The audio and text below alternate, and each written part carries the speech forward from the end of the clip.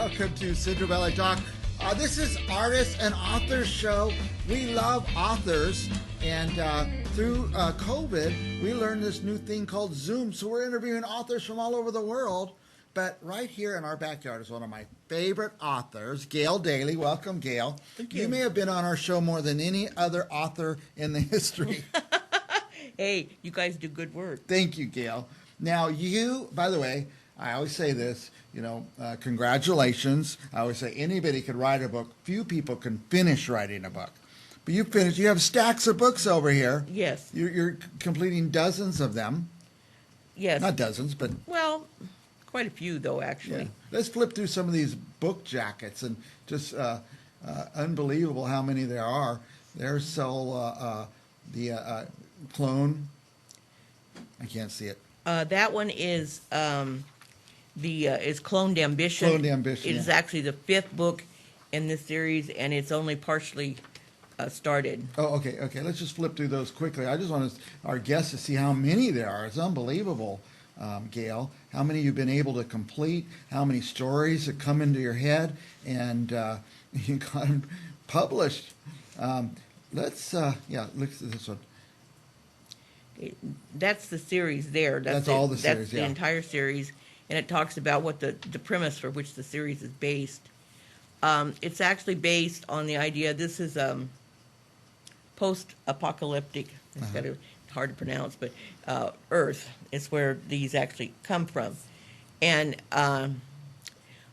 when I created that particular world, or the Earth that they came from, I used what we were going through with COVID and the pandemics and things. And then I added in a few things that it's a Discovery Channel is always howling about, like the tectonic plates moved. Yeah. And part of California and Oregon all slid off into the ocean. Okay. And, that type of thing. It's all within the realm of possibility. Yes. Yeah. Yes. And while all this was going on, they discovered, the scientists discovered a way to use a portal, which is actually kind of a wormhole type thing, to find other planets. Well, everybody wanted to get off Earth if they could. Now, the EarthGov, which is what actually took over through all the stuff. Govern the whole Earth. Yeah. And the big industrial giants, they needed money. Mm-hmm. So they really tried to tightly control access to these portals. To the portals, yeah. But apparently, the way I wrote it, it was not that hard to design a portal, and didn't actually require as much power as they thought they needed.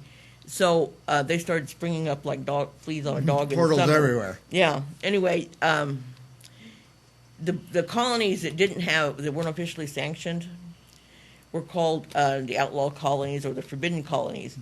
And this particular book, this is the first in a new series. It's called Game Theory, and it's a direct. Put up that Game Theory cover there, Marcus. It's a direct link to this one. Okay. Which was the last. And it comes after. No, this one was the last in the Saint. Okay. And this one actually is the two main characters in this one are secondary in this one. You get introduced a little bit. Yeah. I love when that happens in a series, by the way. Well, it was fun.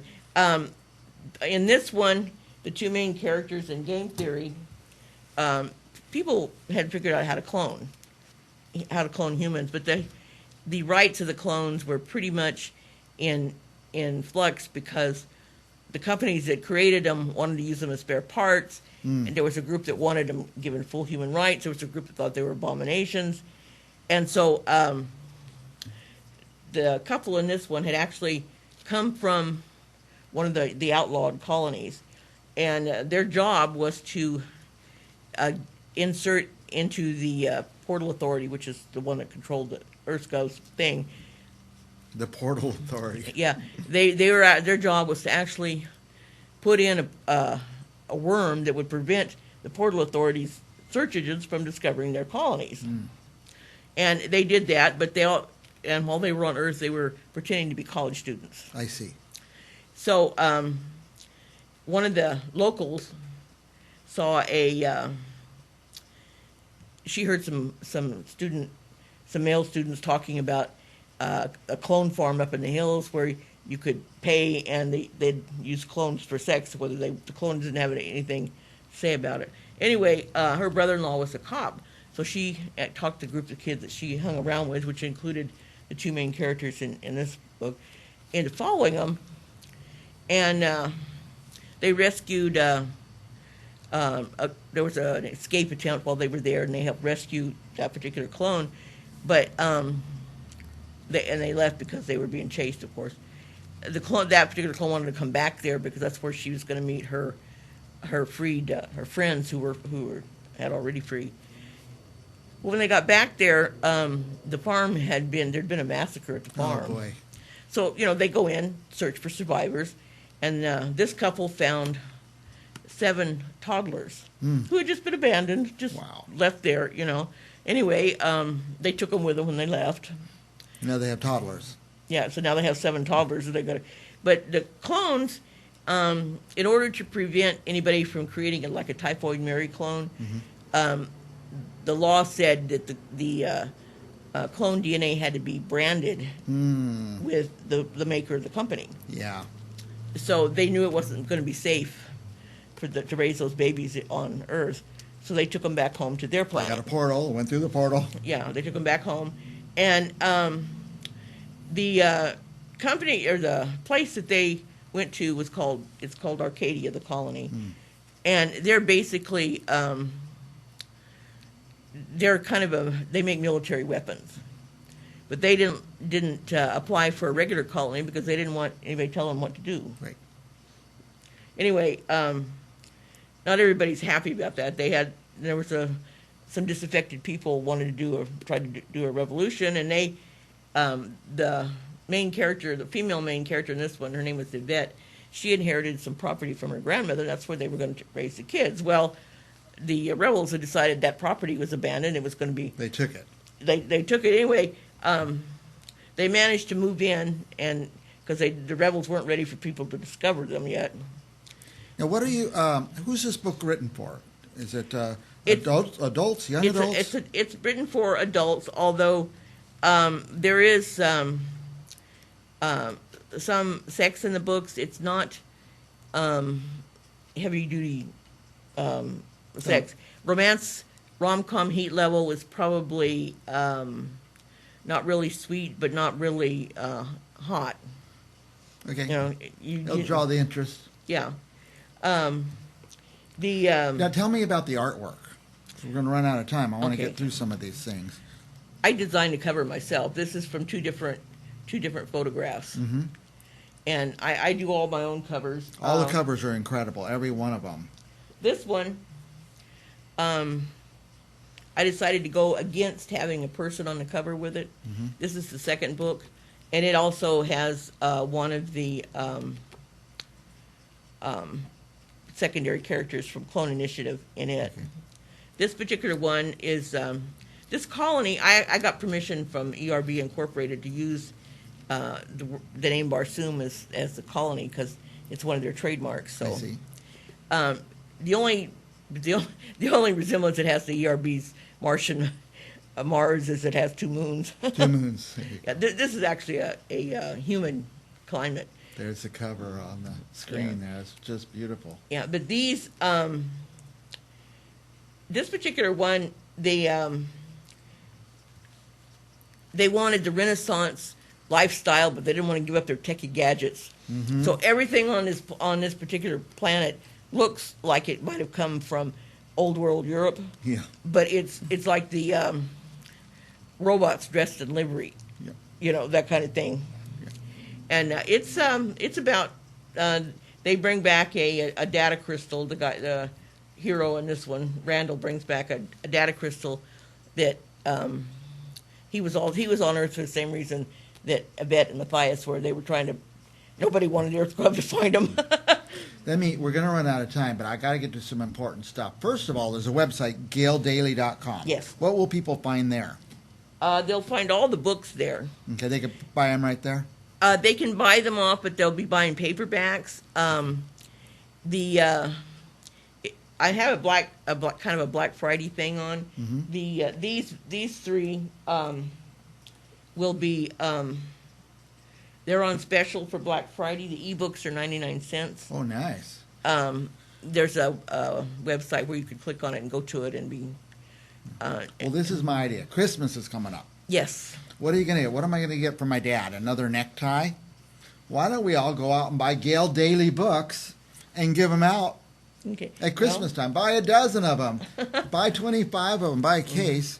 Well, these each of the series, if you buy the complete set in paperback, and you can only do that through my website, by the way, they're 20% off for the season. Nice. So it's nice. These first three, like I said, this series is nowhere near complete. This one is in editing, and this is book 4, and it's in one of the colonies. But this is, as I say, these were actually designed. They can be read as standalones. Okay. Any one of them could be a standalone. Yeah. The idea is this. Sometimes I do this at Christmas. I buy the 10 or 20 books and give the same book to everybody. Now we're all reading the same book and discussing it. It's a lot of fun. Fun Christmas gift idea. Now, can they get these books anywhere else? Amazon? Oh yes, they're on all the ebook sites. They're on Amazon. They're on Kobo. They're on Nook. They're on a couple of different sites that are kind of off market, but they do sell ebooks. Kobo has you can get them in.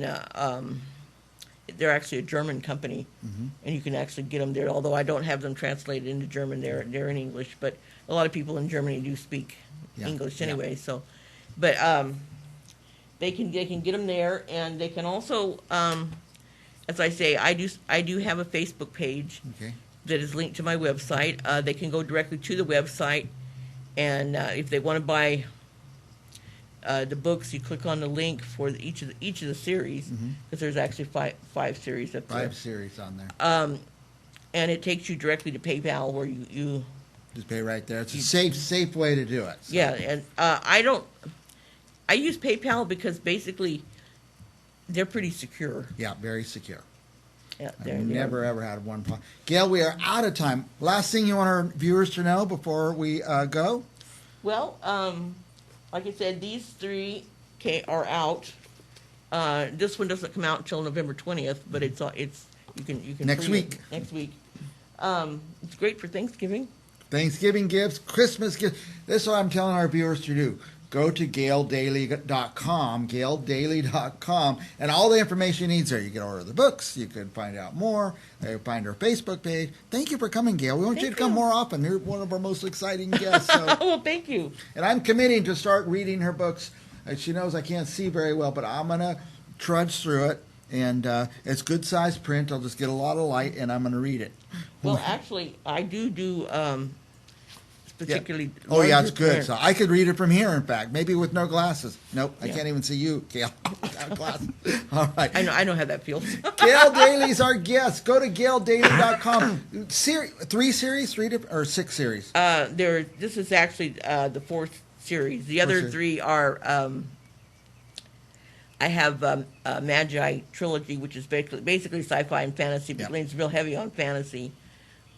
There's the Space Colony Journals, which is about a family that it's a totally different universe than these, and they're settled on